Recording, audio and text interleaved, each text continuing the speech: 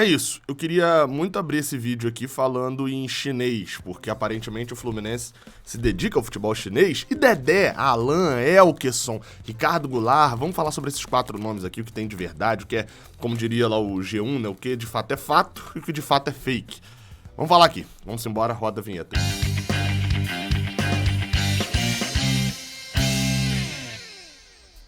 Seja bem-vindo, você guerreiro de todo o Brasil, de todo mundo, aqui é o canal Raiz Tricolor. Eu sou Gabriel Amaral, eu sou jornalista por formação e sou tricolor de coração. Se você não me conhecia, tá me conhecendo agora, se inscreve aqui embaixo, dá o seu like e vamos embora falar de quê? De Fluminense. A gente começa com a primeira informação, é sobre Ricardo Goulart.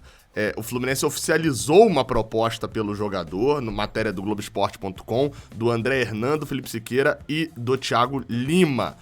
O problema é a dificuldade em relação ao mercado de fora, o mercado exterior.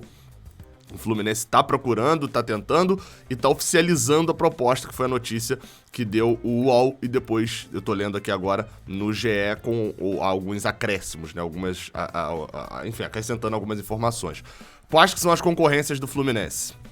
Besiktas, da Turquia, algo que a gente já sabia, uma equipe da MLS e alguns times do famoso mundo árabe. Isso é coisa, me parece também coisa de empresário, de jogar um monte de time assim, porque obviamente cria uma competição, né, e um desespero no time que quer contratar. Ricardo Goulart postou uma foto no dia de hoje, inclusive, num jatinho.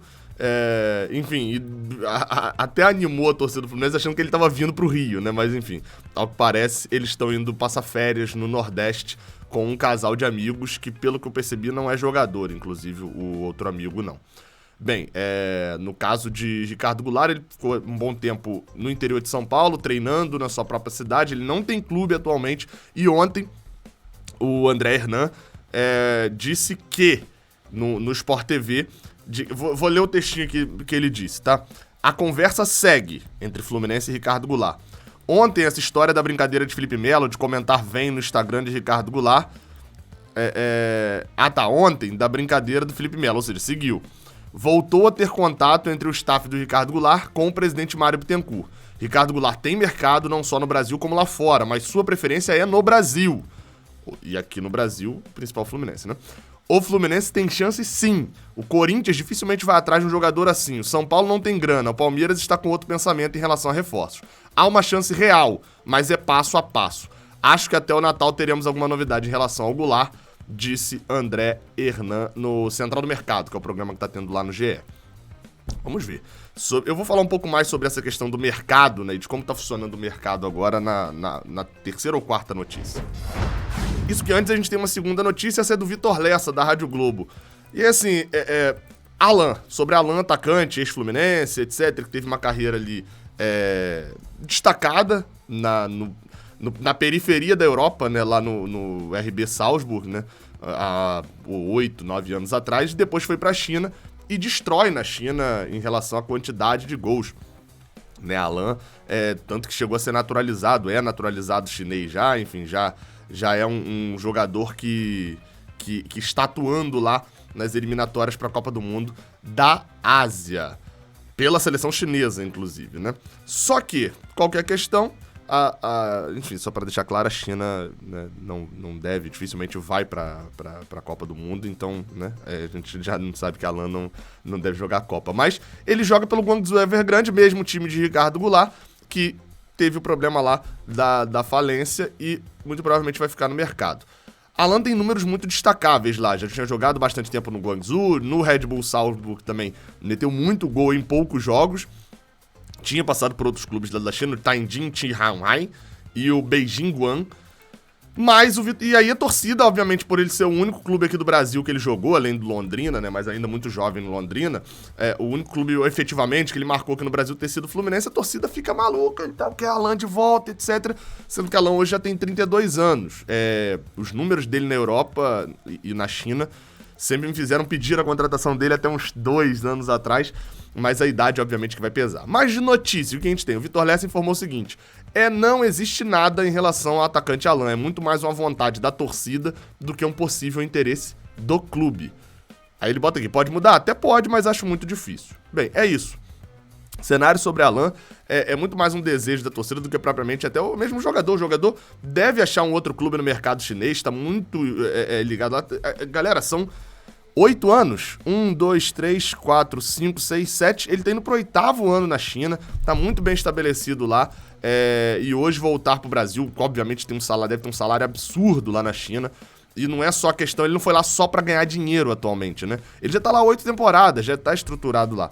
Enfim, então, com isso, também acharia difícil o próprio Alan regressar ao Brasil agora. Mas também não tem interesse da parte do Fluminense. Nós estamos montando uma filial da China aqui no Fluminense, né?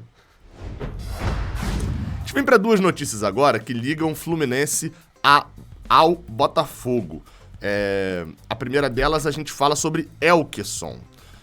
O meio-campista, meio-atacante do Botafogo, aliás, do Botafogo não, que é também da China, né? Também jogou, enfim, só pra vocês entenderem, o Guangzhou Evergrande era o maior time da China, tá?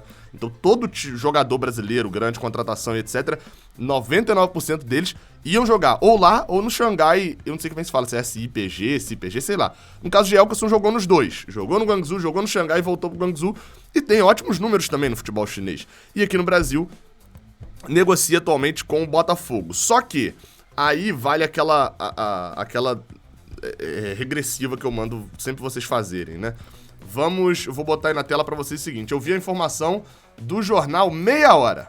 Eu vi no Meia Hora falando isso daqui, ó, com esse título aqui, ó. Deixa eu botar aí na tela pra vocês. Informação sobre Luca. Botei um outro negócio aqui. Botei o vídeo que eu falo sobre Luca.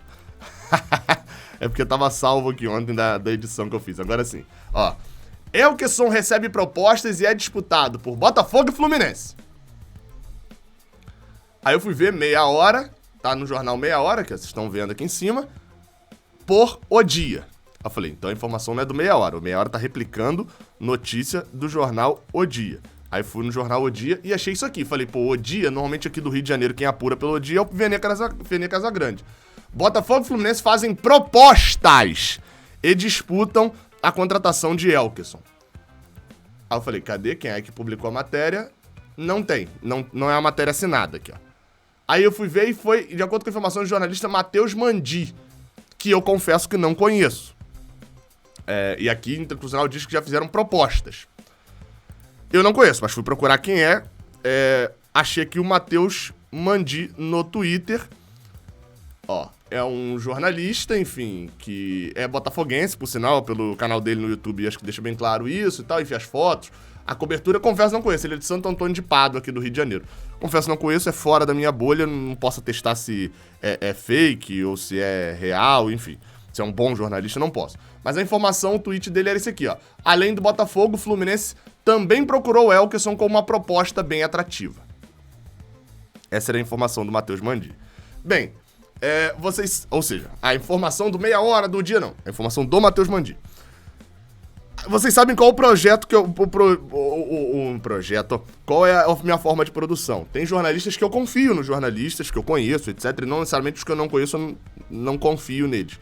Porque são ruins, etc. Porque tem alguns, inclusive, que eu conheço e não confio, né? Falo aqui sempre. Mas fui apurar, né? É uma notícia que vem do lado do Botafogo, né? Na teoria. Não é a notícia que vem do lado do Fluminense. Porque é de uma apuração do Botafogo. Fui tentar apurar e vamos falar do outro assunto e eu trago as duas em conjunto. O outro assunto, aliás, é de um jornalista que eu conheço e confio bastante também, que é do UTF, o Thiago Franklin, que é o seguinte, sobre Dedé. O Thiago Franklin soltou essa informação hoje aqui no Twitter, e aí, como eu falei, é um jornalista que eu confio, né? Mas a informação me pegou de surpresa, me pegou ali no contrapé, tava indo pra cá. Além do Botafogo, o Botafogo tá praticamente fechado com o Dedé, né? Tá muito encaminhado. O Fluminense entrou em contato com o Dedé e demonstrou interesse no jogador. O atleta segue em viagem com a sua família. E eu até... Qual que é a análise que a gente pode fazer disso daqui? Acho que deu um corte aí, né? Fluminense entrou em contato com o Dedé. A minha apuração é a seguinte, tá? Não houve... As respostas que eu recebi foi o seguinte... Fluminense entrou em contato com o Dedé e com o Elkeson? Houve contato? Houve tentativa de negociação? Não. Fluminense não entrou em contato, não teve tentativa de negociação. O que houve, e assim, é uma informação, tô trazendo aqui pra vocês, é de que, essa informação eu não tenho muitos detalhes dela, é de que a Abel Braga teria ligado pra Dedé pra fazer ali uma conversa, saber como é que tava e etc.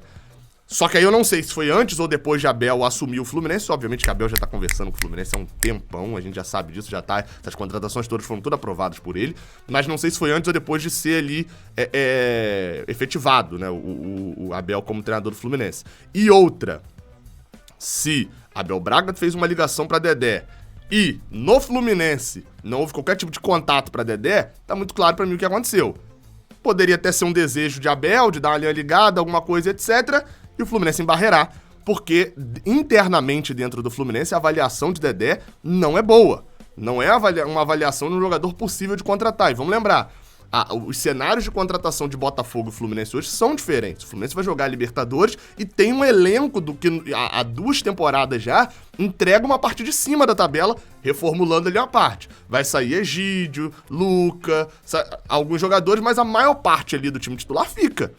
Então, e até mesmo na zaga, o Fluminense hoje tem 3 zagueiros, que nos últimos 2 anos, você vai ter David Braz sendo uma surpresa esse ano, Lucas Claro sendo uma grande surpresa em 2020, Nino, melhor zagueiro do Brasil na faixa de idade dele. Gabriel, campeão olímpico na faixa de idade dele, convocado. Com a seleção, né? Especulado pra ser pra seleção principal. Aí você ainda tem Manuel, que é um zagueiro reserva que dá conta do recado. Luan Freitas, que é uma joia da base que vai ganhar mais chances. Enfim, não teria necessidade de apostar na zaga. E a avaliação, como eu falei, é uma avaliação não muito boa, principalmente a respeito das lesões. Explicando agora, então, por que tá acontecendo esse movimento também em relação ao Fluminense, tá? E é algo que eu tava conversando no Clube 45, lá no grupo lá dos 45 minutos. Eles estavam falando, Gabriel, por que o Fluminense é tão ativo no mercado assim, etc? Eu falei, cara, vem alguns investimentos um pouquinho maiores esse ano, até porque ano de eleição, esses investimentos vão ter ali um pouquinho mais de nome. Alguns eu discordo, como já falei, o caso de Cristiano, por exemplo, espero muito estar errado, mas não me parece um investimento muito bom. Mas tem muita especulação, a gente viu várias especulações já de jogadores que partem claramente de empresários ou de alguma coisa jogando o Fluminense na roda. Por quê? Você tem hoje 9 clubes na Série A que podem fazer um investimento um pouco mais alto. Quais são esses 9 clubes? A gente já descarta 3 de cara. Flamengo, Atlético Mineiro e Palmeiras. Esses 3 times só contratam a nata. Só vão buscar jogador lá fora pra pagar dinheirão, não sei o quê. É um outro tipo de perfil, é só jogador dos tops, que a gente nem conversa, nem inicia conversa. Você tem esses 3 lá em cima. Você tem 3 aqui embaixo, que são o quê? Santos, São Paulo e Internacional, os 3 fora da Libertadores. O atrativo, e os 3 também não estão jorrando dinheiro. Então o atrativo para esses 3 times, o mercado que eles vão focar é outro completamente diferente. Talvez seja o mercado que a gente focava em 2019, por exemplo, né? São Paulo aí tem um destaquezinho um pouquinho maior, até por ter ser de uma grande capital e etc, ter uma facilidade ali para contratar também, mas são 3 que estão fora. E olha lá a notícia do André Hernan lá atrás sobre Ricardo Goulart, né? Então os 3 que é em cima estão fora de realidade e os 3 aqui embaixo estão num mercado diferente. Sobram os 3 do meio. Quem são os 3 do meio? O Corinthians, que já investiu tudo que tinha pra investir. Já William, Paulinho, Renato Augusto, Juliano e Roger Guedes já foram as contratações para 2022 do Corinthians. Deve ter uma ou outra pontual ali. E, além disso, sobram 2 times. Fluminense e Atlético Paranaense são 2 times que têm poder de investimento ali um pouquinho mais alto e estarão na Libertadores. Esse poder de investimento um pouquinho mais alto que eu tô falando é em relação ao resto do Brasileirão, tá? Quando você olha pra baixo. Só que o Atlético Paranaense é um time que tem um perfil de contratação diferente. E não é o mesmo perfil do que o Fluminense habita. Então são esses 2 times, você tem só o Fluminense no mercado. E todo mundo vai mirar no Fluminense para poder especular qualquer jogador, porque sabe que o Fluminense foi ao mercado para fazer algumas contratações. O Fluminense deve fechar esse mercado agora com por volta de 6 ou 7 contratações no final. Isso é informação. A gente já tem, se a gente for parar para ver, ó, os nomes, a gente já tem Pineda e... o Pineda, Bigode e Felipe Melo como certos, né? Você ainda tem Ricardo Goulart, possivelmente um centroavante, né? Deve vir ainda, Cano, Gilberto, são nomes aí que estão em suspenso, até Borja foi noticiado também. E você ainda deve ter mais um também, talvez um jogador ali de meia, não sei se Ricardo Goulart vai ser esse jogador, mas deve ter mais uma ou outra contratação, como a gente viu especulado, por exemplo, o Rodinei na lateral direita. Deve ficar ali entre 6 ou 7 contratações do Fluminense. O nome de Dedé não está incluído nisso. A diferença é que dessa vez o Fluminense iniciou bem cedo as suas proposições de negociação, assim como no ano que vem, no início da temporada, o Fluminense deve estar ali lutando ainda por um nome ou para uma contratação para fechar a temporada, no caso para fechar os primeiros 6 meses. É isso, de informação é isso. Até a próxima, valeu.